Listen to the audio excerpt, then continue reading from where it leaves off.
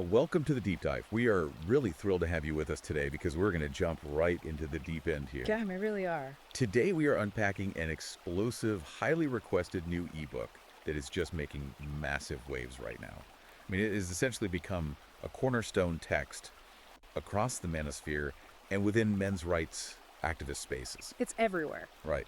And before we get into the heavy lifting, a quick reminder to you, our listener, please like and subscribe to the show so you never miss a deep dive.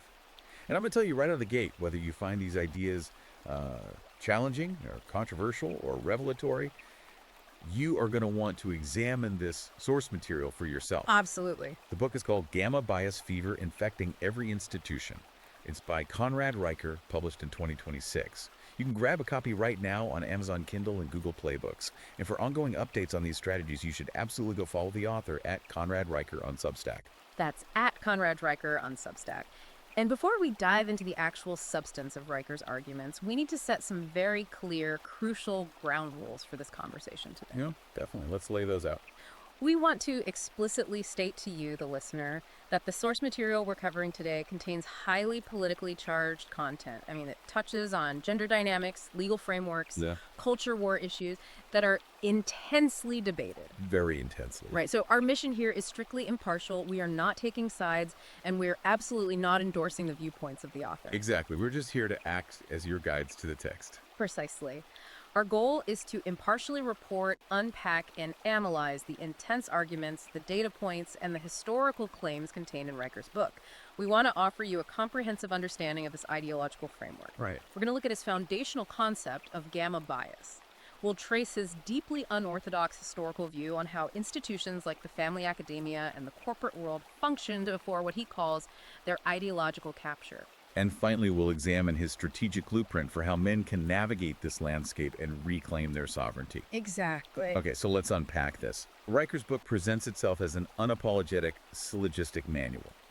It is specifically designed for red-pilled men to understand the mechanics of modern society. So where does the core of his argument actually begin? Because he introduces a concept right in section 1 that he calls defining the pathology. Yeah, the bedrock of the whole book. Right, a theory he terms gamma bias. What exactly is this bias, and how does he see it operating in the world? Well, to understand Reicher's entire worldview, you really have to understand gamma bias. According to the text, gamma bias isn't just an accidental prejudice or a minor cultural blind spot. It's not just people making the mistake. No, not at all. He defines it as a systemic institutional error, an architecture that is actively built to do two things simultaneously. First, it inherently privileges and magnifies female grievance and victimhood. Okay. And second, it completely suppresses, ignores, or erases any data regarding male contribution, suffering, and sacrifice. So it's essentially a filter mechanism for reality. It lets certain information through and completely blocks out the rest. Exactly. Reicher argues this isn't a glitch in the system, it is the operating system itself. It is designed to extract resources and maintain power. And what's fascinating here is how he immediately applies this theoretical framework to cold hard economics. Right, the money. He brings up what he calls the wage gap versus the death gap. Let's pause on that because the wage gap is it's one of the most widely cited statistics in modern discourse. Yeah. We hear the 77 cents on the dollar metric constantly. How does Reicher tackle that? Because challenging that requires taking on a massive amount of accepted institutional knowledge. Oh, he tackles it head on by calling it an outright statistical fraud. And he uses Bureau of Labor Statistics data to build his case. Okay, what does the data say? Reicher points out that the 77-cent metric is a raw, unadjusted aggregate. It just takes the average earnings of all working women and compares it to all working men. But he argues when you actually control for the variables that dictate income, the gap basically vanishes. Variables like what specifically? Primarily hours worked and occupational choices. Reicher points to the data showing that men work 84% of full-time hours despite being roughly 50% of the population. Wow, 84%. Yeah. Men are vastly more likely to work overtime, to work weekends, and to take jobs that offer hazard pay. If we connect this to the bigger picture, Reicher uses a classic reductio ad absurdum argument. Right, the logical extreme. He says, look at the fundamental nature of free market capitalism. It is ruthlessly focused on profit. If a corporation could truly get the exact same output, the exact same hours, and the exact same productivity from female employees for 23% less money. Every profit-maximizing company on Earth would exclusively hire women. Exactly. The fact that they don't, according to Riker, proves the raw wage gap is a myth generated by gamma bias to manufacture a grievance. That is a highly provocative economic argument. But he doesn't just stop at the money. He pairs this with what he calls the crimson ledger. And this is where the reading gets incredibly dark. If the wage gap is the amplified grievance, the crimson ledger is the suppressed sacrifice. The death gap. Let's talk about the death gap. Right, so Riker contrasts the focus on corporate boardrooms with the reality of workplace fatalities. He points out a staggering, entirely undisputed statistic that men account for 92% of all workplace fatalities. 92%. That is an overwhelming majority. What kind of jobs are we talking about here? We are talking about the foundational jobs that keep civilization running. Logging, roofing, commercial fishing, underground mining, oil extraction, high-voltage line work. The dangerous. Highly dangerous. And Riker asks this very pointed question, where are the diversity, equity, and inclusion initiatives demanding equal representation in workplace deaths? Right. Why are there no protests demanding that women make up 50% of deep-sea fishermen drowning in the Bering Sea, or 50% of the loggers crushed by falling timber? And his answer to that question ties right back to gamma bias, doesn't it? He argues that this massive, disproportionate male sacrifice is rendered entirely invisible by the culture.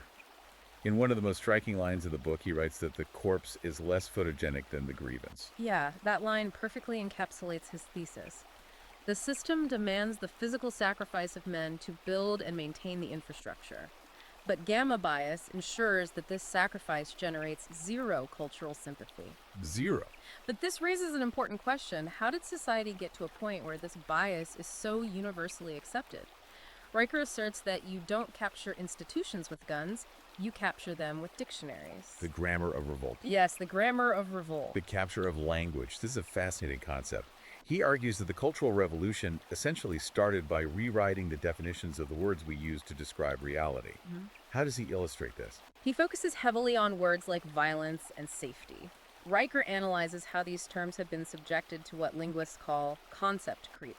Let's look at the data he provides on intimate partner violence. Between 1994 and 2015, the Department of Justice statistics show that actual physical intimate partner violence decreased by an astonishing 72%. That's a massive societal victory. It's a massive societal victory. But according to Riker, a massive societal victory is bad for the institutions, whose funding relies on a crisis. So if physical violence is plummeting, how do they keep the crisis alive? By changing the definition of the word. Riker argues that as actual violence dropped, ideological frameworks artificially inflated the definition of violence to include non-physical acts. Like what? Suddenly, normal spousal negotiations, arguments over finances or raising your voice were pathologized and labeled as financial abuse or emotional violence. He argues this was a deliberate linguistic strategy to pathologize completely normal male behavior and ensure that men are always perceived as a latent threat, regardless of the Pelagian crime statistics. And here's where it gets really interesting, and frankly where I think a lot of listeners will have an aha moment regarding how discourse is shaped today. Riker dives deep into the phrase toxic masculinity. It's a phrase that is everywhere. You hear it in corporate training, on talk shows, and academic papers. But Riker points out a glaring linguistic asymmetry. Why doesn't the parallel phrase toxic femininity exist in the mainstream lexicon? It's a brilliant rhetorical question. Riker points out that it isn't because women don't exhibit destructive antisocial behaviors. He cites extensive peer-reviewed psychological data on female relational aggression. Read the indirect stuff. Exactly. While male aggression is often physical and overt, female aggression is frequently indirect. It involves social exclusion, reputation destruction, rumor mongering, and psychological manipulation. Psychologists have documented this extensively. But society doesn't package all of that clinical data into a ubiquitous, culturally weaponized phrase like toxic femininity. You don't see massive ad campaigns telling women to do better and cure their toxic femininity. What does Riker think that is? Riker posits that this asymmetry is essentially Pavlovian conditioning. The phrase toxic masculinity is a linguistic landmine. Its purpose is not to heal or improve men. Its purpose is to disarm them. By attaching the word toxic directly to the biological reality of masculinity. Yes. The culture conditions men to view their own nature with suspicion and guilt. Riker argues it forces men to apologize before they even speak. effectively neutralizing any pushback against the broader institutional capture. If we accept his premise that the language was captured first, that naturally leads to the capture of the institutions themselves. And there is no institution older or more foundational than the family. The family fortress. Right? Section 2, the fall of the family fortress and the rise of the therapeutic state. And I have to say, Riker's historical analysis of the family unit is going to be incredibly jarring for anyone raised on the standard modern historical narrative. Jarring is the right word. He takes dead aim at the narrative that history was just a long, unbroken chain of the patriarchal oppression of women. Riker argues that historical legal frameworks, specifically English common law and the doctrine of coverture, were actually designed to protect women, not oppress them. Let's really break down coverture, because that is a dense legal term that most people probably haven't encountered outside of a specialized history class. What was the doctrine of coverture, and how does Riker defend it? Because modern feminism views coverture as the ultimate legal erasure of women. Well, coverture was a legal doctrine whereby, upon marriage, a woman's legal rights and obligations were subsumed by those of her husband. Modern critics point out that this meant women couldn't easily own property or enter into contracts independently. And that is true. It is true. But Riker argues that modern historians willfully ignore the other half of that legal equation. Under coverture, the husband assumed absolute legal liability for his wife. Give us a hypothetical to show how that actually played out. Let's say it's the 18th century and a wife runs up a massive debt with a local merchant, or she commits a minor civil offense like slander. Under coverture, the authorities didn't arrest the wife, they arrested the husband. He was legally responsible. He was legally responsible for paying her debts, and he could be thrown in debtor's prison for her actions. Furthermore, women were entirely exempt from the military draft. They were shielded from the most brutal obligations of the state. So Riker claims that framing this historical social contract, where men traded exclusive legal representation for the absolute burden of provision liability and physical protection as mere oppression, requires a willful historical illiteracy. Yes, he argues it was a division of labor required for survival in a harsh world.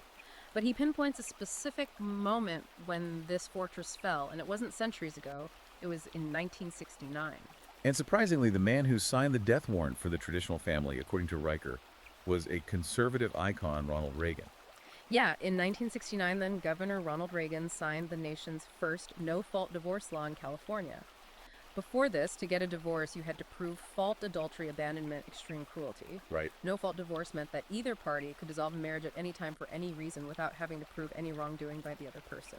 And Riker argues this completely destroyed the fundamental nature of the marriage contract. Because if you look at contract law, marriage is now an absolute anomaly. Exactly. Riker points out that marriage has become the only contract in the history of Anglo-American jurisprudence where one party can unilaterally breach the terms of the contract for absolutely no reason, face zero legal consequences for the breach, and actually collect financial damages from the party who was perfectly willing to keep the contract intact. He calls it a one-way ratchet for wealth redistribution. And he argues this dynamic has profoundly shifted the role of the government. He introduces this concept of the state as a substitute husband. What does he mean by that? Riker's thesis is that the massive expansion of the welfare state is directly tied to the destruction of the family. As divorce rates skyrocketed, the government stepped in to fill the void left by the removed father. The state now provides welfare-subsidized housing, food assistance, and aggressive child support enforcement. Riker argues this is a cynical political transaction. The state provides the financial security of a husband to women, and in exchange, women provide political loyalty and reliable voting blocs to the state. In this dynamic, the biological father is demoted. He's simply pushed out. He is no longer the head of a household.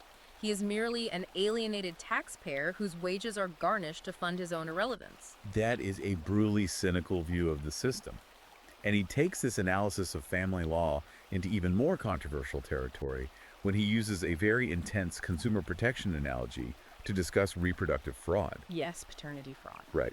I want to tread carefully here, but we need to unpack what Riker is saying about paternity testing. Riker delves into the issue of non-paternity events, what is colloquially known as paternity fraud, where a man is led to believe he's the biological father of a child but is not. Riker cites demographic studies suggesting that in certain populations, the rate of misattributed paternity can range from 10 to 30%. And he uses an analogy about buying a car to highlight the legal hypocrisy he sees here. Walk us through that. Riker says, imagine you go to a dealership and buy a brand new Mercedes-Benz. You pay top dollar. 15 miles down the road, the engine falls out, and you discover the dealer secretly swapped in a lawnmower engine. Pure fraud. Pure fraud. If you reported that the state would immediately prosecute the dealer for criminal fraud, consumer protection laws would ruthlessly defend you.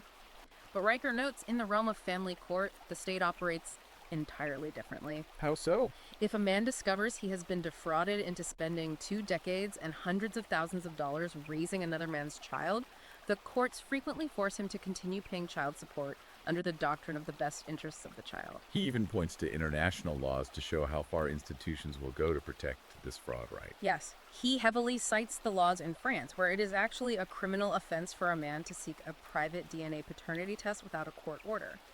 A man can face prison time simply for trying to ascertain the biological truth of his own offspring. Riker views this as the ultimate institutional betrayal, the state forcibly keeping men biologically ignorant to ensure that a male taxpayer is always on the hook to pay the bill. From the legal capture of the father, Riker transitions to the medical capture of the son. This is what he calls the therapeutic state. He compares the historical methods of raising boys to modern educational environments, and the contrast is stark. Very stark. He brings up the ancient Spartan agoge. For our listeners who might not be ancient history buffs, what was the agoge and why does Riker use it as his baseline? The Spartanagoge was a rigorous, state-sponsored education and training program for all Spartan male citizens. It was intensely physical. The entire purpose of the agoge was to take boundless, chaotic male energy, the natural aggression, the competitive, drive the physicality, and channel it through discipline into strength, endurance, and the capacity to protect the civilization. It recognized that male energy was a fire that needed to be forged, not extinguished. Exactly. Forged, not extinguished. Riker contrasts that historical forging of men with the reality of modern, feminized elementary schools.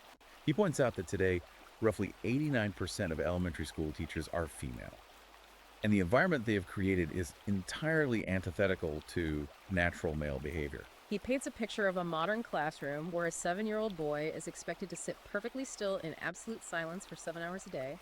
He's expected to learn through passive listening and quiet cooperation, which are traditionally feminine modes of socialization. When the boy inevitably fails to conform to this environment, when his natural physicality and competitive drive leak out, he isn't disciplined in a traditional sense. He is pathologized. Yes, which leads right into his explosive claims about the ADHD epidemic. It is a known fact that boys are diagnosed with attention deficit hyperactivity disorder at roughly 2.6 times the rate of girls. For decades, the medical establishment has treated this as a public health crisis that needs to be managed. How does Riker view this data? Riker completely rejects the medical consensus. He argues that the ADHD epidemic is not a medical crisis at all. It is an institutional compliance mechanism. He claims that the educational system and the pharmaceutical industry collude to pathologize normal masculinity. Because the female-dominated school system cannot handle the natural energy of boys. Right. They rely on doctors to prescribe amphetamines and stimulants to drug that energy into submission. Riker characterizes this as a form of chemical castration, dosing the future protectors and builders of civilization until they are docile enough to sit quietly in a chair. If we follow Riker's trajectory, the boy who is drugged into compliance in elementary school eventually grows up and arrives at the modern university. And this brings us to Section 3, what Riker bluntly titles the Academy of Agitprop and the Court of Kafka. The university system. I want to start with the economics of higher education because he views the modern university system essentially as a debt plantation. The financial statistics he brings up here are genuinely staggering. We currently have roughly $1.7 trillion in national student loan debt in the United States. Riker points to the data showing that women hold roughly 2/3 of that massive debt burden. Wait, let's pause on that debt argument. Does Riker actually provide data linking this debt imbalance to specific academic pathways? Or is he just making a broad generalization about what people are studying? Oh, he gets very specific. He argues that this debt disproportionately stems from women taking out massive, non-dischargeable federal loans to pursue degrees with incredibly low return on investment. Like which degrees? He specifically targets fields like gender studies, sociology, and various critical theory disciplines. These programs, according to Riker, function as ideological indoctrination centers rather than practical training grounds. They do not provide the market value or the income necessary to actually pay the debt back. Which inevitably leads to the political demands we see today for student loan forgiveness. And Riker points out the incredibly harsh mathematical reality of who would actually pay for that forgiveness. Yes. If you look at federal tax receipts, men pay the vast majority of net federal income taxes. Therefore, Riker argues the push for student loan forgiveness is just another mechanism of gamma bias wealth transfer. Right, the transfer of wealth from men to women. Exactly. It is a system where working class male taxpayers, plumbers, electricians, truck drivers who never went to college are being forced by the state to subsidize the poor financial decisions of women who chose to study their own perceived oppression. So the university doesn't just extract wealth, according to Riker, it extracts fundamental legal rights. He calls the campus disciplinary system the court of Kafka. For anyone who has ever read Franz Kafka's The Trial, you know that implies a terrifying, absurd, bureaucratic nightmare where you are guilty without ever knowing why. It's a perfect analogy. He traces this back to a very specific policy change, the 2011 Dear Colleague letter. What was this letter and how did it change campus justice? The 2011 Dear Colleague letter was a directive issued by the Obama administration's Department of Education. It informed universities that received federal funding that they must change how they handle accusations of sexual assault and harassment. The crucial shift was the standard of evidence. Okay, break that down. The letter essentially forced universities to abandon the clear and convincing standard and adopt a preponderance of evidence standard for these campus tribunals. Let's translate that out of legalese.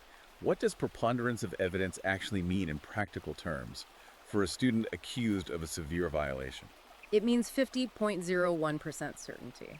It means that a panel of campus administrators who are not lawyers, not judges, and not trained investigators only need to be 50.01% convinced that an assault occurred to ruin a young man's life and expel him. Just a hair over 50%. Barely more than a coin flip.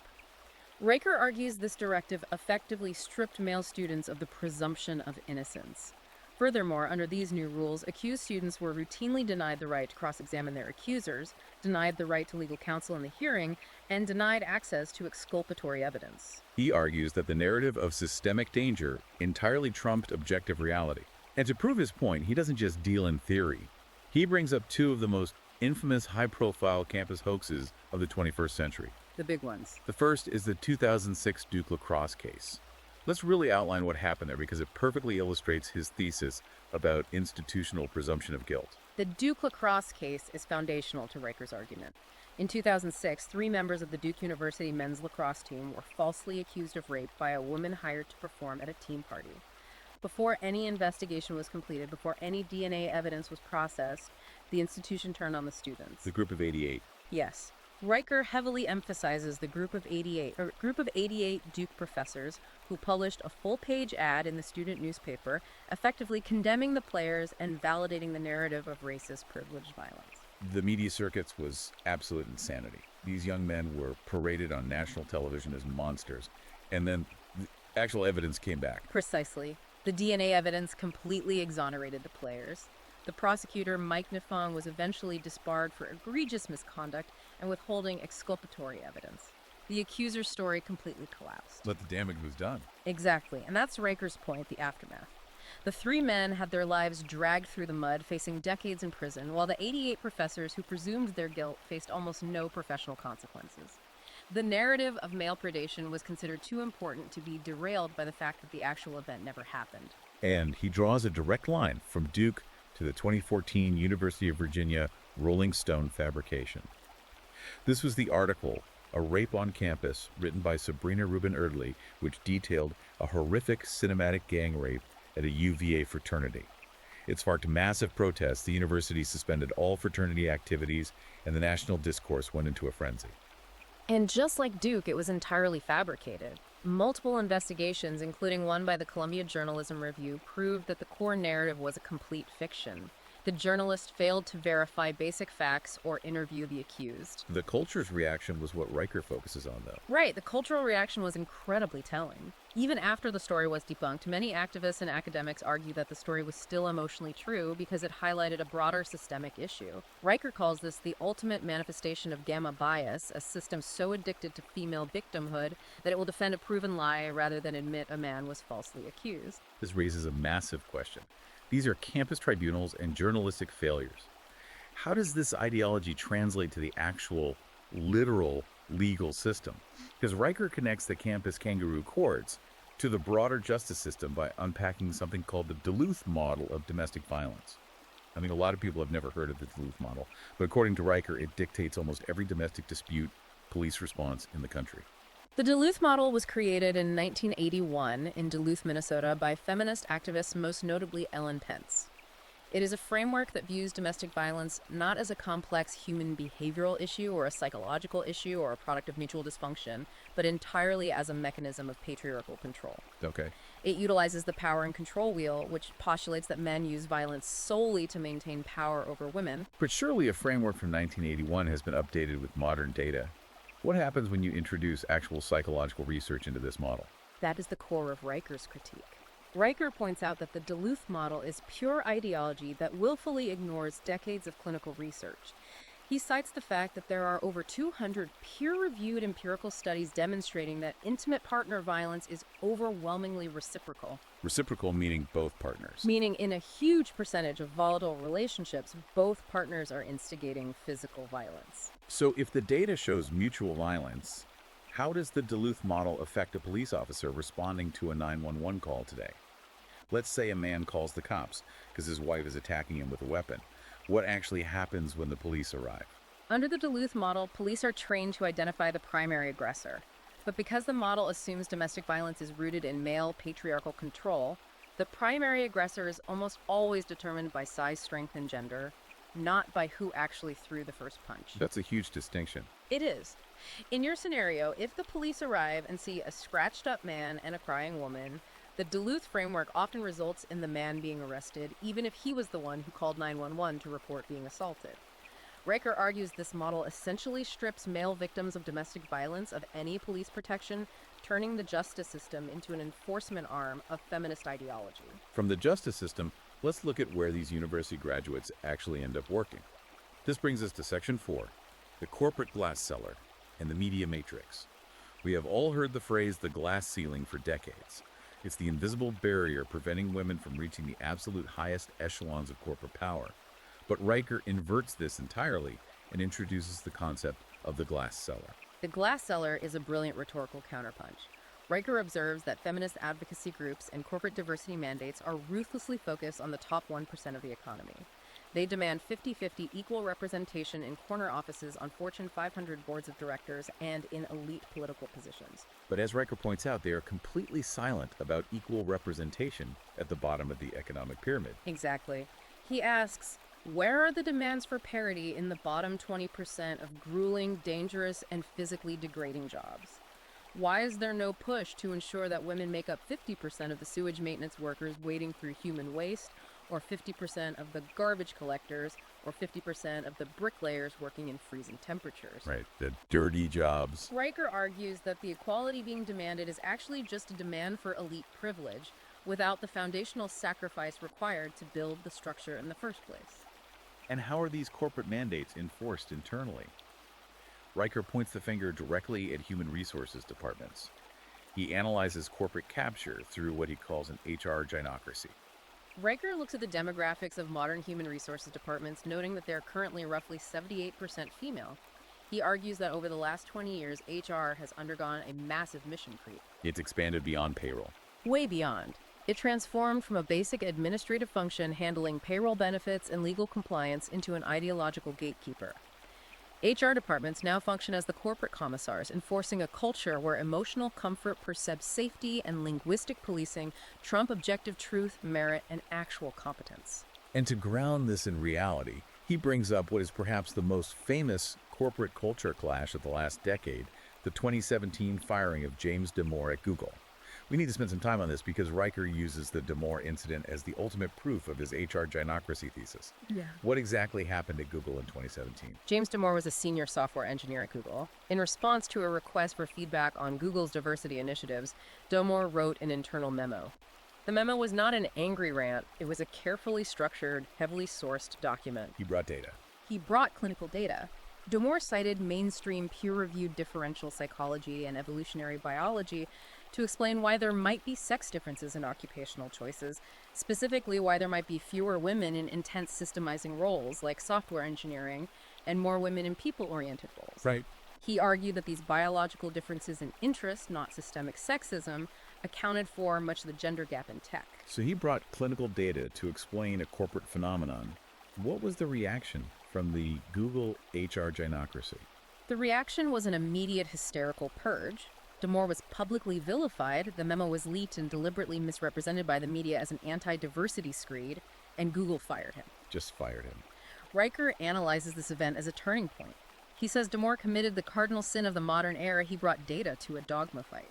Google's HR department proved that a multi-billion-dollar corporation will gladly fire a highly competent engineer and prioritize psychological comfort over the fundamental Western virtues of open discourse and objective scientific reality. Which perfectly transitions into Riker's critique of how the public perceives all of this. He calls it the media matrix.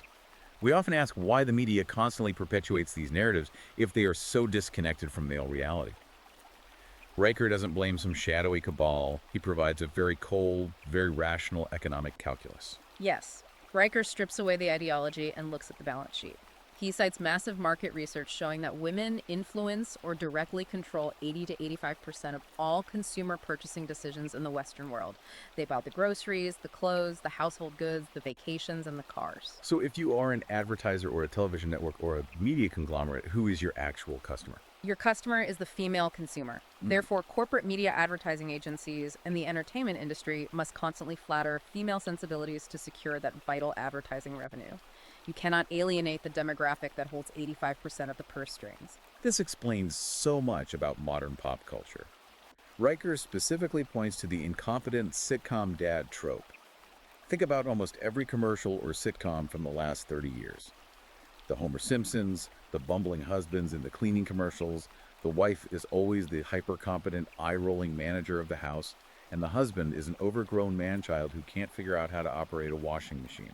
Raker argues this isn't just lazy writing. It is a deliberate, highly profitable demolition of paternal authority designed to flatter the primary consumer base. But the media matrix does something much darker than just air bad sitcoms. Because women are the target audience, the news media systematically erases male suffering from the news cycle. Right, like we talked about earlier. Riker points out that a dead male worker in a coal mine is ignored because male sacrifice simply isn't profitable content. But a female victim of a crime or a story about a woman feeling slighted in a boardroom becomes a national news sensation because it taps directly into the gamma bias grievance matrix that keeps the target audience engaged in watching the commercials. If we zoom out from the media and connect this to the bigger picture of our political system, we arrive at Section 5, the ballot box bounty, and the protector paradox.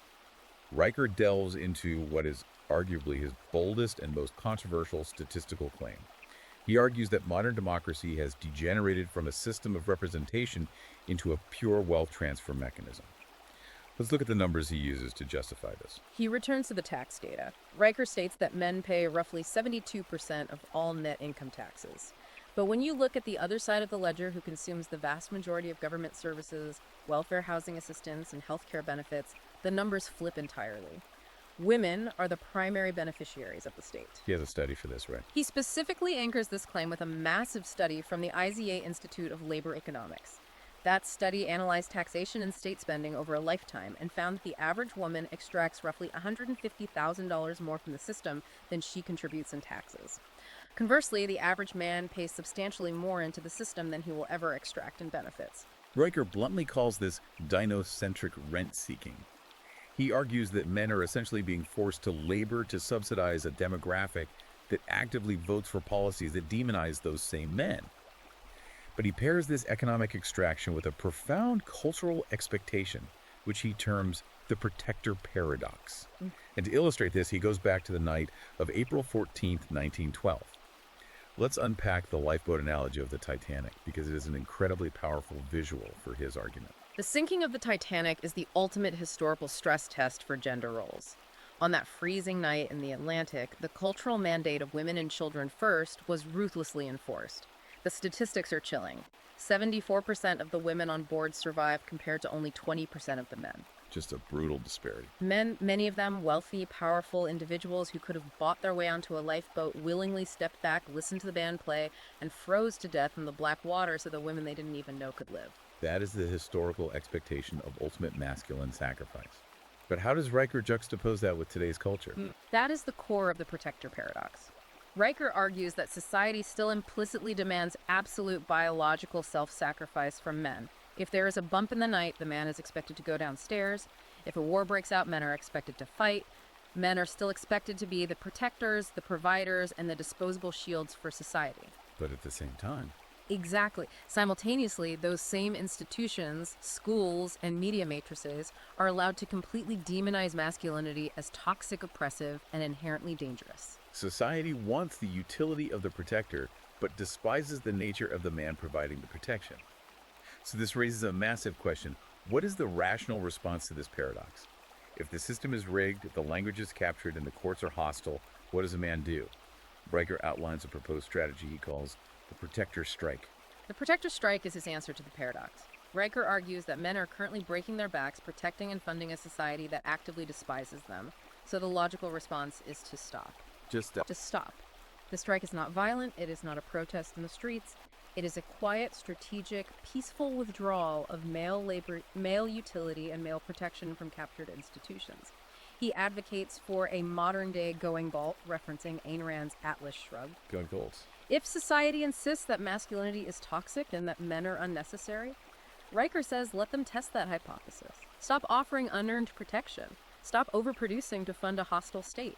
Let the lifeboats fill at random, and let the system face the sheer unmitigated consequences of its own ideology. Okay, let's unpack how a man actually executes this strike in his day-to-day life. That brings us to Section 6, Reclaiming Sovereignty, the Atomic Individual, and the Parallel Polis. Before you can build a new system, you have to fix your own mind. Riker starts by looking at male psychology and dominance hierarchies. He specifically targets and rejects a specific archetype that he calls the gamma male. Who is the gamma male in Riker's taxonomy? In evolutionary psychology and manosphere taxonomy, you have alphas at the top of the hierarchy and betas supporting it. The gamma male, according to Riker, is the guy who fiercely resents the hierarchy because he lacks the competence or courage to climb it, but he also refuses to accept a subordinate role. So what does he do? So instead of improving himself, the gamma male attacks the hierarchy itself from the sidelines. Riker points out that these are often the men who become performative male feminist allies. They white knight for female approval, hoping to covertly negotiate intimacy or social standing by throwing traditional masculinity under the bus. But Riker notes they rarely actually get the respect or approval they're desperately seeking. Riker has zero respect for the gamma strategy. Instead, he advocates for adopting the sigma male archetype. How does the sigma differ from the alpha or the gamma? The sigma male is highly competent, intelligent, and capable of climbing the hierarchy if he wanted to. But he recognizes that the current institutional hierarchies are hopelessly corrupted by gamma bias. So instead of playing a rigged game, the sigma chooses to step outside the matrix entirely. He leaves the casino. He doesn't complain about the rules. He just leaves the casino and starts building parallel structures where his competence is actually rewarded. But a critical part of becoming this sigma male involves a psychological purge. Riker has a whole chapter on killing the nice guy. And he doesn't mean becoming a jerk. He relies on clinical psychology to critique what is known as nice guy syndrome. I think a lot of guys will recognize this behavior. What is the covert contract of the nice guy? Nice guy syndrome is a term popularized by Dr. Robert Glover, and Riker integrates it heavily. The nice guy operates on a covert, manipulative contract.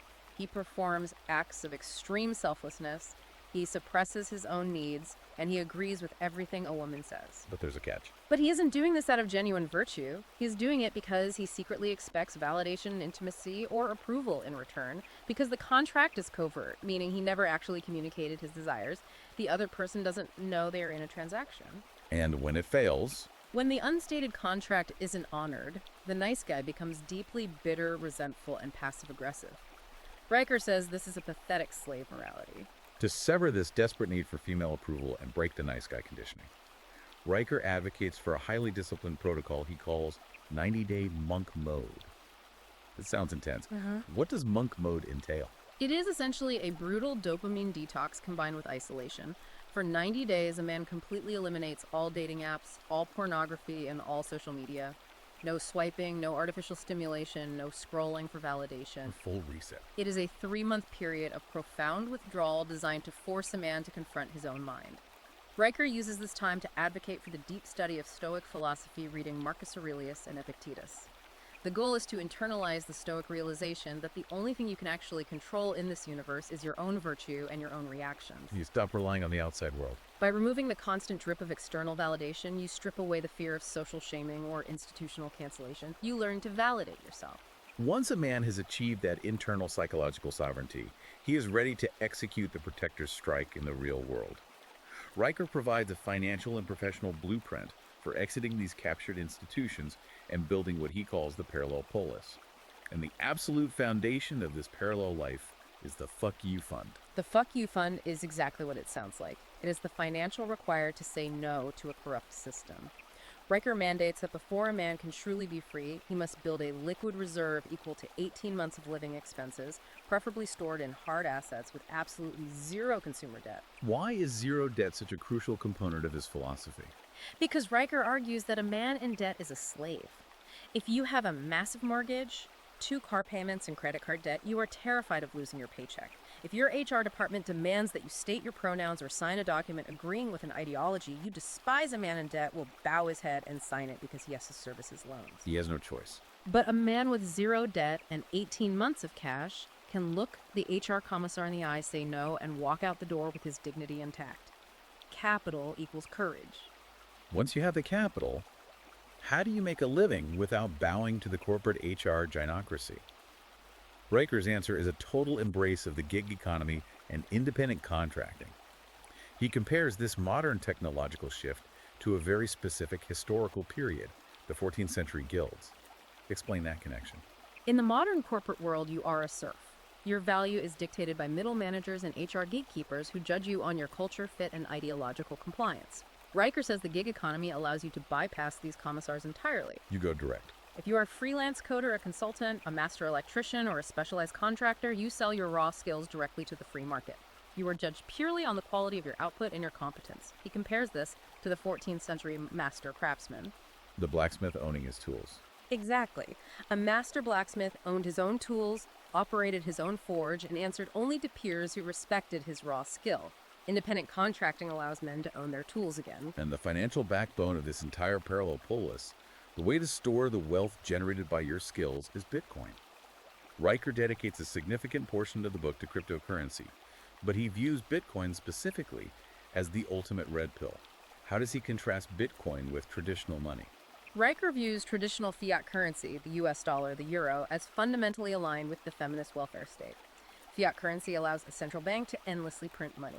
Riker argues this invisible inflation is a stealth tax used to fund the massive, bloated, gynocentric state apparatus without having to directly raise taxes on the working class. Fiat money is elastic, political, and manipulative. And Bitcoin is the antithesis of that. Exactly. Bitcoin relies on cold, hard, unforgiving mathematics. It operates on proof of work, which Riker notes is a deeply masculine concept requiring the literal expenditure of energy to create value. It has a fixed supply of 21 million coins, cannot be printed to fund a war or a welfare program. And no one controls it. Crucially, the Bitcoin network is entirely immune to emotional manipulation protests or HR diversity mandates. You cannot cancel a Bitcoin transaction because you disagree with the sender's politics. Riker sees it as the incorruptible ledger of the parallel economy. This systematic dismantling of society and building of a parallel structure leads directly to his apocalyptic conclusion in Section 7, the final argument, demographic winter and the singularity. Riker zooms all the way out to look at the macro-level survival of the human species. He explores what demographers call the birth dearth. The numbers here are terrifying. Riker points to the collapsing total fertility rates across the developed world as the logical, unavoidable terminus of gynocentrism. A society needs a fertility rate of 2.1 just to maintain its population. Riker heavily cites South Korea, which currently has a catastrophic fertility rate of 0.72. He links this directly to cultural phenomena like the 4B movement in South Korea. For listeners who aren't tracking Asian cultural trends, what is the 4B movement? 4B is a radical feminist movement in South Korea where women take a vow involving 4 no's: no dating men, no having sex with men, no marrying men, and no having children. Riker views this not as an isolated trend, but as the inevitable endgame of a culture infected by gamma bias. It's the logical conclusion. When you spend decades demonizing men, extracting their resources, and pathologizing the family unit, the biological consequence is that men and women stop forming pairs. And he pairs this failure to launch new life with the active destruction of it. He points out a staggering global statistic. Since 1980, there have been over 1 billion abortions worldwide. Riker frames this in the harshest possible terms. He argues that modern ideology treats pregnancy as a parasitic disease to be cured, rather than the miraculous continuation of the species. He states that a culture that celebrates the extinguishing of 1 billion potential human lives, a culture that actively refuses to reproduce itself out of pure narcissism and hostility between the sexes, is a culture that has subconsciously decided to commit civilizational suicide. It is a biological dead end. But the threat isn't just biological, it's technological. What's fascinating here is how he connects this cultural decay to our highest, most bleeding-edge technology. He introduces the concept of the AI lobotomy, and he uses a very recent, highly publicized controversy to prove his point, the Google Gemini AI debacle. Tell us how Riker interprets that event. A few years ago, users asked Google's Gemini AI image generator to create historically accurate pictures of the American founding fathers, or 1940s German soldiers, or medieval Vikings. Instead of generating historically accurate images of white men, the AI generated diverse images Black founding fathers, Asian female Vikings. The system was overriding objective historical reality to inject diversity. And Riker uses this as the ultimate proof that gamma bias is now infecting the machine layer of our civilization. Yes. He argues that we are building the most advanced synthetic intellects in human history, artificial intelligence that could solve fusion power or cure cancer. We are intentionally hobbling and lobotomizing these systems. We are forcing AI to ignore objective reality, historical truth, and empirical data merely to satisfy emotional inclusion and diversity quotas programmed by the HR gynocracy in Silicon Valley. It's forced to lie. He warns that an AI forced to lie about the past will be incapable of accurately calculating the future. So facing demographic collapse and lobotomized AI, how does a man survive this culture war day to day? Riker doesn't leave his readers defenseless. He details tactical conversational advice that he calls the rhetorical sword. He provides specific techniques for surviving ideological combat. The first technique is mastering the steel man.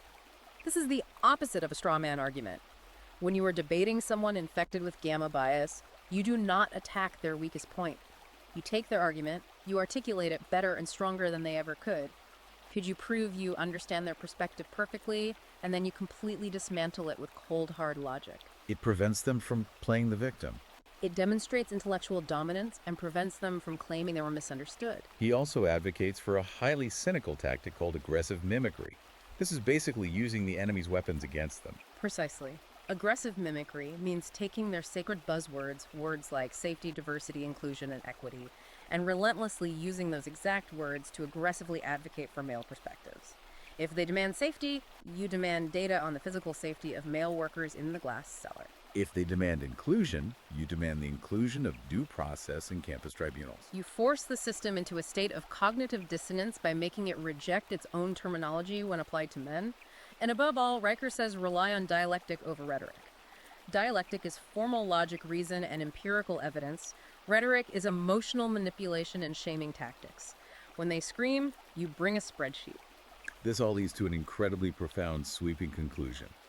If we connect all of this to the bigger picture, Riker leaves us with a truly provocative thought regarding the Fermi paradox.